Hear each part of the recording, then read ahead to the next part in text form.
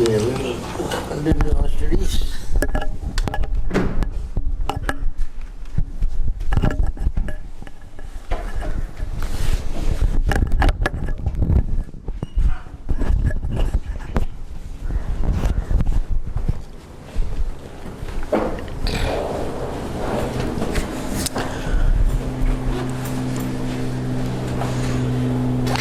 The first sin of Adam, approximately and formally, was violation of Edenic statutes, which was ultimately and implicitly the violation of the whole moral law. What he's saying that the sin of Adam in eating the fruit was not simply a single act that affects only the immediate. That's immediately it was, but ultimately and implicitly violation of the whole moral law. In another sense, what it involved is, at that time there was only one law given by God, one prohibition, one law. What did he do? And all the other laws are made because of this one law. And what is man doing?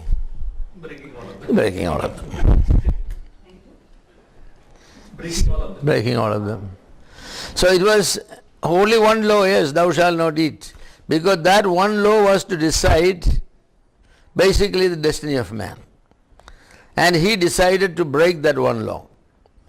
When he broke that one law, he was breaking a lot of laws that day. Think of like this. This one room here. Over that entrance door there is one statement. The day you eat you shall die. The tree of knowledge, the day you eat you shall die. But then as you got inside, there is another door on which 1,000 laws are written. So he who breaks that main door and get in,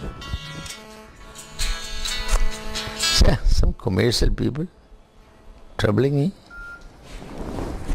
I mean, they keep on. And then you hear this. So Adam was, yes, Adam was, when you break that door, you are basically breaking everything in this room, because that's part of it. You are entering into a room where a different type of life. On the other side there is a door saying tree of life, eternal pleasures and joy. So when you take part in that one, what are you doing? You are making a choice for all the things that are therein. So this choice also includes everything that goes with that choice. When you are eating, the statement was you shall die. So what was Adam making? Everything related to death. Everything related to death. None of the law is given so the man is saved, right? They are clearly stated. Law is not given. Why law is given? For the knowledge of sin. By the law, knowledge of sin is. So when Adam violated that one law, he came to know that, hey man, there are millions of laws. Thou shalt not, thou shalt not, thou shalt not, thou shalt not, thou shalt not, thou shalt not. On the other side, there is no law. It's very interesting. Now, because we are sinful people saved, law still apply to us, but then the grace of God says, okay, I'll help you, I'll help you, I'll help you. So this one goes until one day we will escape from this room, jump to the other room. It's amazing. Yes. At least that provision is there. Yes, not only the provision. Yeah, but I'm talking about those who are believers. Correct. Yes. For us, that is heaven is not a provision only. Heaven is an absolute certainty.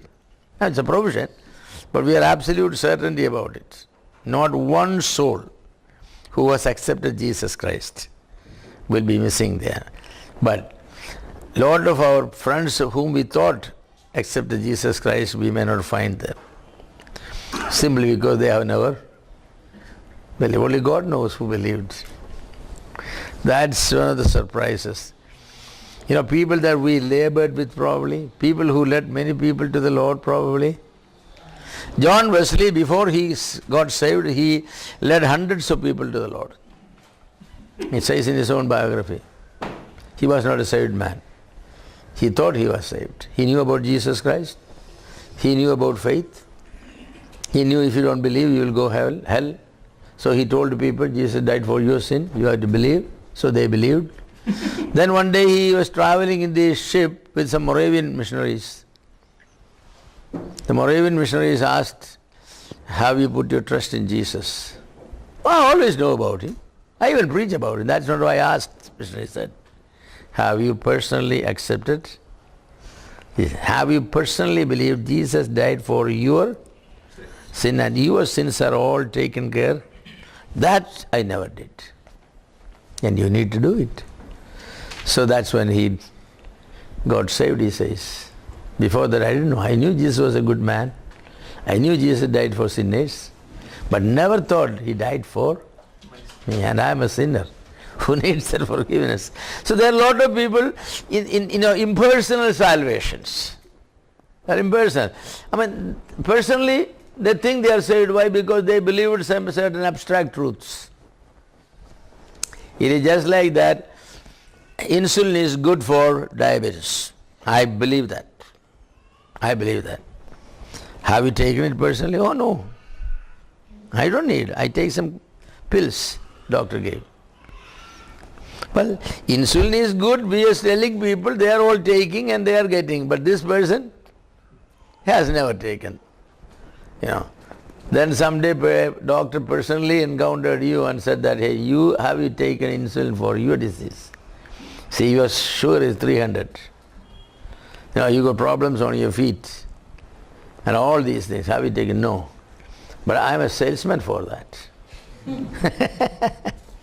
So you better take it. That day he began to take it. You know. Sometimes it happened to people. Yes, mere intellectual knowledge communicated to another person without a heart knowledge. This is a danger our children face, honestly. Because from childhood they all believe this, who is Jesus, what he has done all. 3-year-old child will be told by parents that you are a sinner, right? I'm a sinner. So what have you to do? Take Jesus Christ. Okay, Jesus. Who is Jesus? Jesus is God. What did he do? Died for my sin. Okay, then you wanted to take him? Oh, I want to take him. Okay, then pray, Jesus, I'm a sinner, Jesus, I'm a sinner. I take you, I take you. And we say, my child got saved at the age of 3. I cannot say not saved. But God will say that your parent also got saved. Because the parent also said the same thing. By repeatedly hearing it, the parent also say, I'm a sinner. Jesus died for me. Jesus, I take Jesus in. I'm saved. See, that sort of thing, danger happens to our children when they are saved very early. Now, need not to be. You know, there are many children who are saved. Our children all saved before they were, the latest was 6 years old. Others were all between 4 and 6. And they are now grown up. They are all with the Lord and they enjoy their relationship with the Lord. You know, so I know that they are saved. So the danger is there, but it need not be a danger also.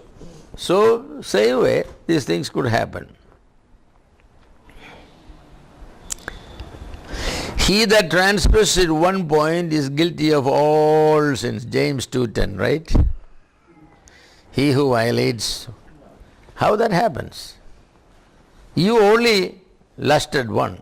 You didn't commit adultery or murder or anything. How can James say that you have broken one commandment and you have broken the whole commandment?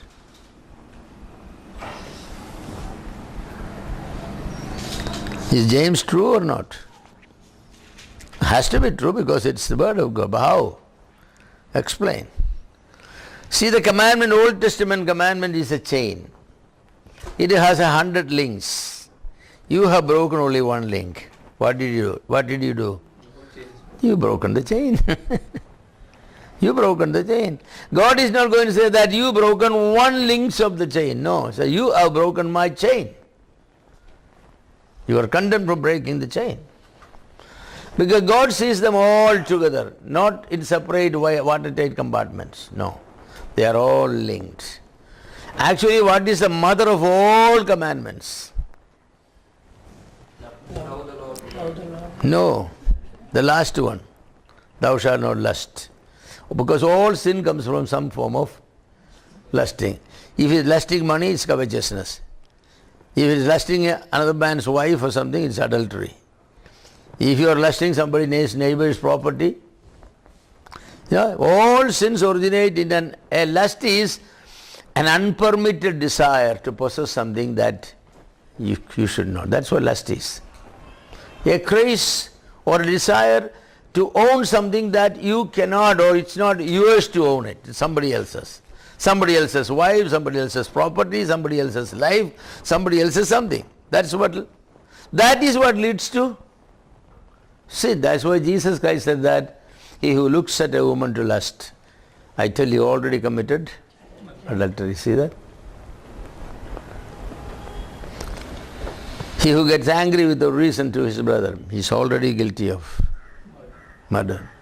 Because all murders comes from some form of anger. All adultery comes from some form of lust. All stealing, they come from some form of lust. All commandments are there. Even idol worship. You are lusting after some other god who permits what you want. Either god of power or god of knowledge, god of money. See that? Either Lakshmi or Saraswati or Kali. They are all the lust up after something, either power or money or education, whatever it is. What are they? All Hindu gods are lusting after some things. So you are lusting. So people who violates one sin, when Adam broke one of God's, there is only one law given to man. He has inaugurated a lifestyle of continuous violation of God's law and principles. Adam inaugurated a life of continuous violation of God's law, and that's why he said all have sinned and all have come short of the glory of God. People say, well, I did not, as far as I know, I did not break any serious Well, who decides what is serious? What is it? If God said not to do, when you do it, you are violating the authority of God. Is that serious? That's what is serious. Actually, what you do is not. In other words, eating a fruit is not the issue there. The issue is the authority of God. The authoritative commandment of God. That's the issue. People take sin very, very lightly.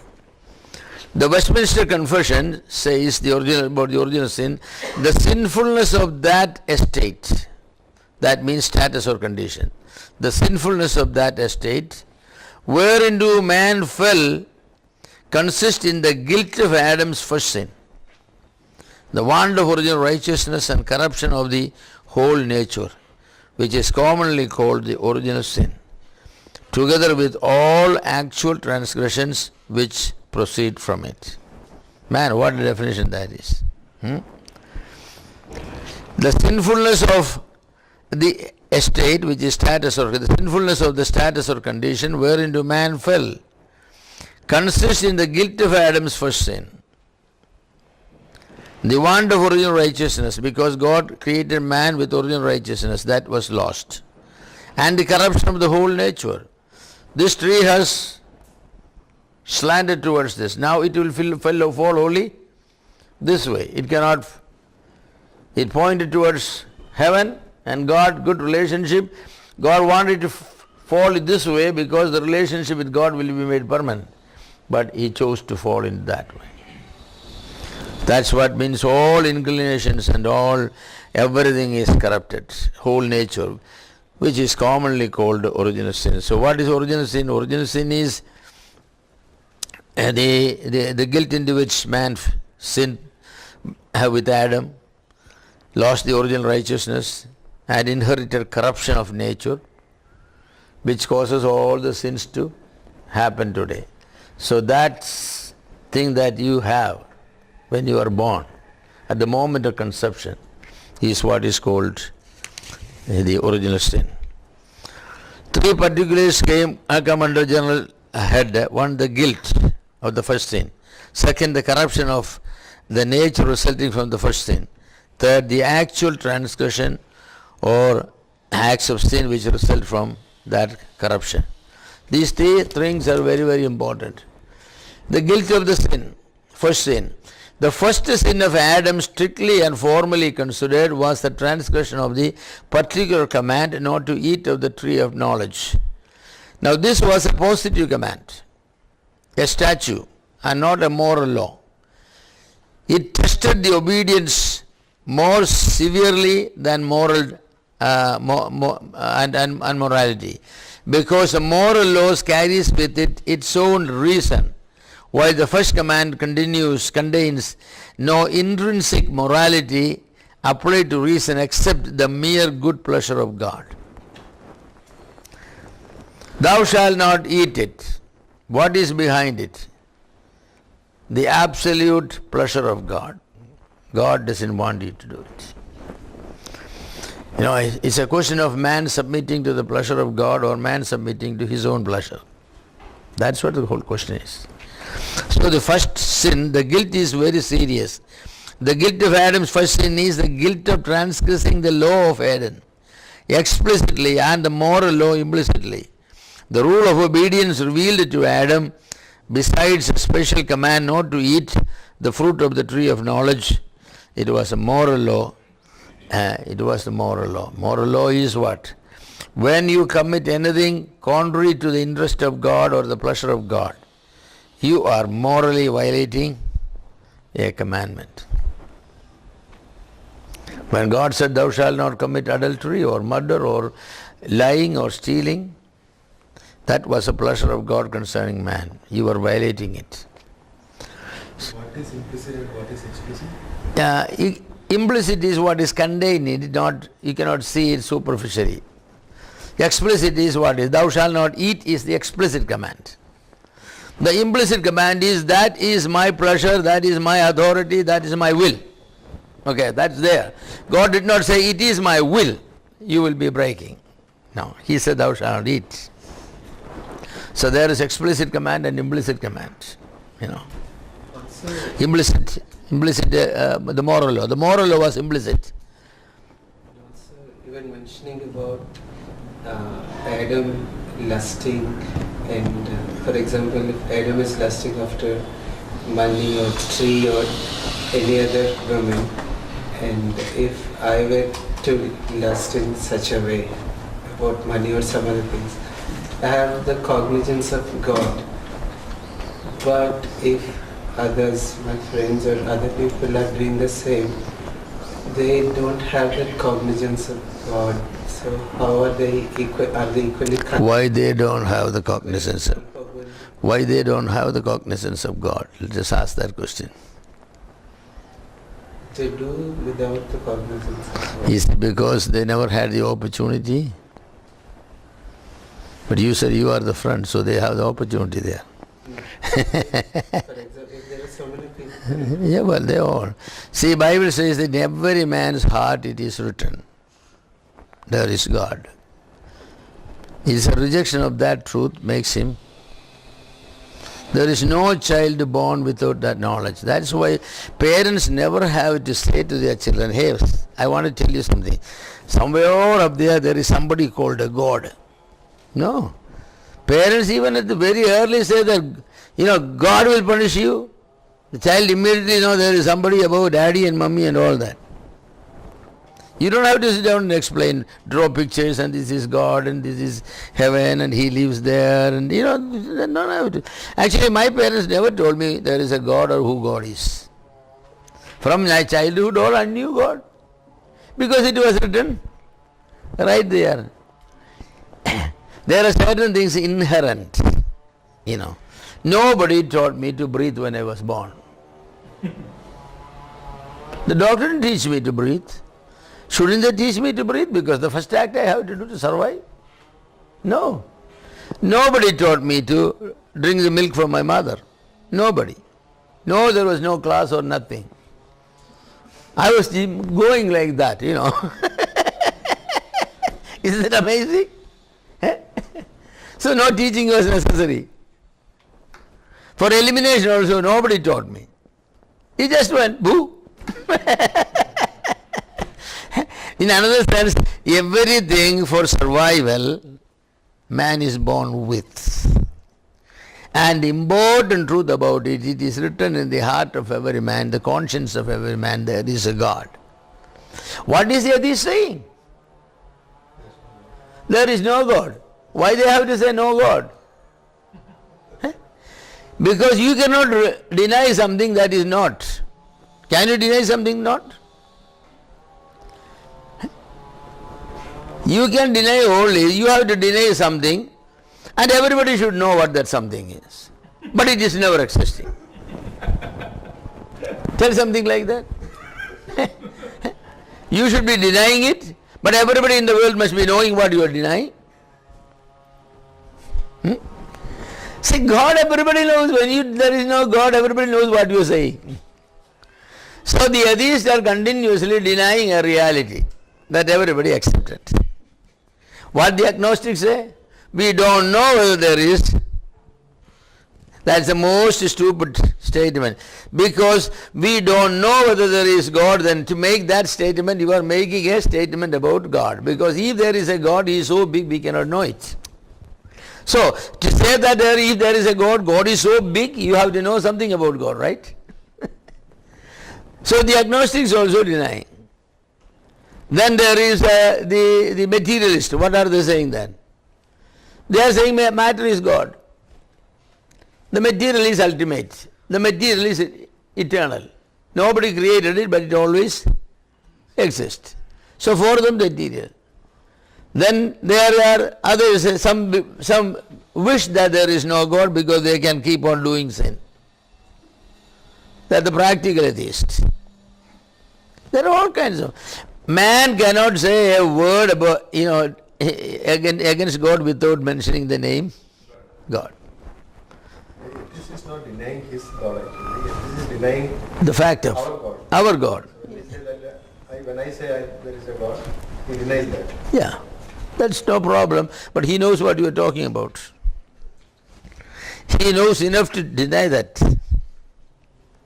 If I say so, he is not an Indian president. But there is another person called. So who is? Well, you are not Indian president. So who is it? So he is saying there is a president, and this person is not the president. So he knows something about presidents. So logically these are all inconsistent. Other point is nobody is born an atheist. Have you ever seen a born atheist? You talk to them, when did you become an atheist? When I was in high school, chemistry class, or my biology teacher. Oh, so you had God until then. You had God until then. Oh, that's very interesting. So then what did he do? Where did he die? Where did you bury him? Well, because internationally wrong, universally accepted reality by 98% or 99% of the world's population. There is God. This less than 1% comes and says there is no God. On whom is the burden to prove there is no God? 99% of the people believe Mahatma Gandhi is the father of this nation. I stand up and deny it. Who should prove Mahatma Gandhi is not the president, not the father of the nation? It's because I'm challenging a truth that everybody accepts. But the atheists are putting the burden upon whom? On us. You're very smart, aren't you? You are putting us on? Hey, we all believe there is no God. Now you explain why there is no God. How this universe came into existence. No, they will say evolution. Did you ever watch evolution? Did you ever witness evolution? You know anybody who watched evolution? Is it a theory or a fact that has been proved in the you call the scientific lab? You run an experiment Out of nothing you created something. That's what it is. Out of nothing something. Then out of something, non-living, life. Then out of that single cell life, multiple cells. Have you ever created anything out of nothing? Oh, we have used something. Wrong. That's not creation. That is recreation. That God permitted everybody. Because God is a creator and we are always recreating things. Taking something that God has made, then creating something from it. You know. So they have a big hurdle to go. I always say that don't approach this, scientifically those people, just approach simply. You know. So you believe there is no God. Oh, well, that's very interesting. When this happened, when did you become an atheist? When I was in college. Until then you believed in God. Just your parents? Yeah. So for you, why did you believe that there is no God? Now a question. How the matter originated? Matter was always there. Oh, matter was always there. So I thought you believed that nothing could be created. Matter cannot originate, always there, but matter cannot be eternal. So they have problem when they say matter is an intelligent thing, right? If I keep a stone on your table, now table is there, stone is there. How long do I have to keep it before something will come out of it, and then life will come out of it, and then complex life will come out of it. Then something with a conscience come out of it. You know, the animals don't have conscience. Linguistic ability come out of it. And then also God concept, because everybody has God concept. You are an exception.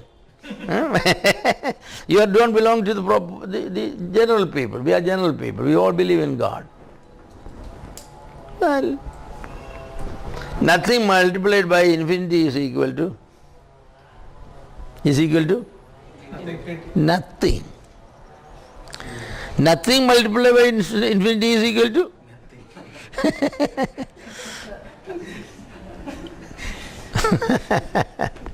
Something multiplied by infinity is equal to infinity. So, this is so the first sin of Adam, yes. The guilt of the first sin. The first sin of Adam, strictly and formally considered, was the transgression of the particular command not to eat of the tree of knowledge. Oh, can I talk a few minutes?